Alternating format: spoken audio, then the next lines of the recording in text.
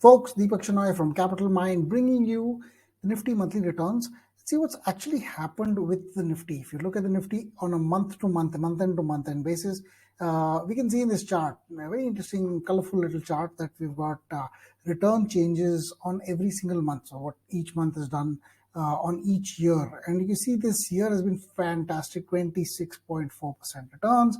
And what's really interesting is we've had 6 months up since May, June, July, August, September, and October, 6 continuous positive months. We've also had something very interesting. There's only 2 negative months in the whole year. Okay, so we've had 6 continuous months, only 2 negative months in this year, 26%.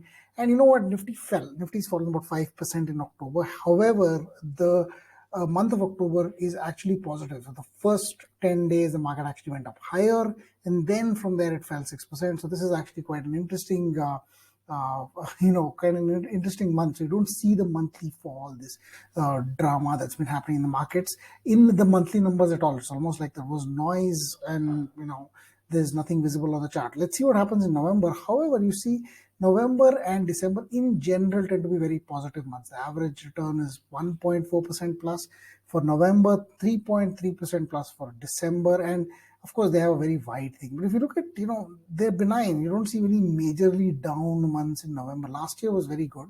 November and December were both 11 and 8% positive. Even the year before that, they were both positive. The year before that, roughly the same.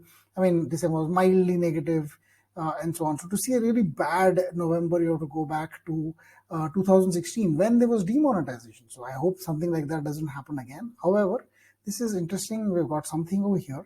Also, we've got bad ones in 2011. And 2011 was very similar. It was an interesting year. However, there were lots of negative months in the year coming into October itself. And then November and December were really bad. So I don't know if history is going to repeat itself in any meaningful way, but it looks like in general, November, December tend to be positive. Let's look also at what the rolling SIP returns. This is without dividends. So we looked at 10-year rolling returns of the Nifty. If you had put money every single month, not just one time to time. So every single month for 5 years, every single month for 3 years, every single month for 10 years. The 3-year SIP return today would be 23.2% on an IRR basis. So we just calculate what returns you would have made overall. 23%, it's not absolute, it's annualized. So 23% on a 3-year basis, 17% right now if you've done it on a 5-year basis. So 2016 to now would be 17% per year return, and 10-year SIP return is still 13.5. Remember, this is before dividends. Dividends adds another 1%, 1 to 1.5. So it's a pretty good time to be, you to have been an investor. If you have been continuously investing, this is the Nifty. Some mutual funds possibly have beaten it, but maybe they have not. So I think it's been quite interesting to see this as a phenomenon. This is one of the best type of both 10, 3 and 5-year returns that we've seen in the last few years. So you can see the green line.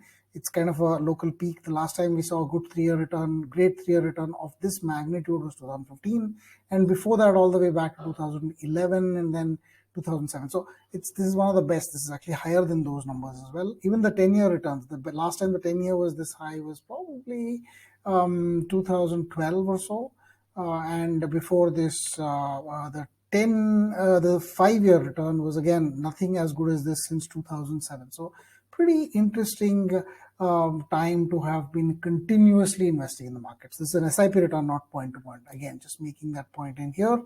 And if you look at October as a benchmark, saying January to October of every single year from 1994 to now, this is today we are at a 26.4 return. 26.4% from, in this year. That's the return we've got in 2021 on the Nifty alone.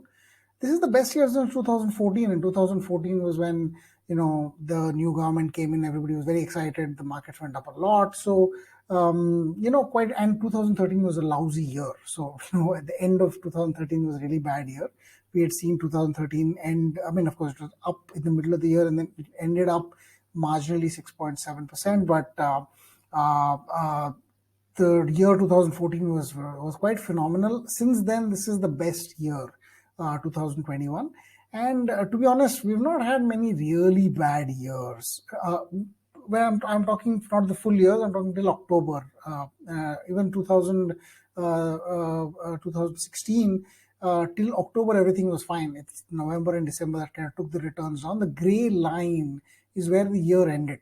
So 2014 was 32% till October, and the year also ended up 32%. 2017, the year ended up marginally. 2011, the year ended up much lower at, I think, over 22% for the year. This year, we don't know where the year will end, but you can say that 2020 till October was minus 4%. And the next 2 years flipped it, next 2 months flipped it to about nearly I think 15 or 16% by the end of the year. So it's quite interesting to see where the year will end, but also to remember this is one of the best years till date for the Nifty since in the last 7 years. So good luck. I hope you like this presentation. Tell me what you think Nifty is going to do in November and December. Of course, extreme views will always take the limelight, and one of you will be right. Thanks for listening and watching.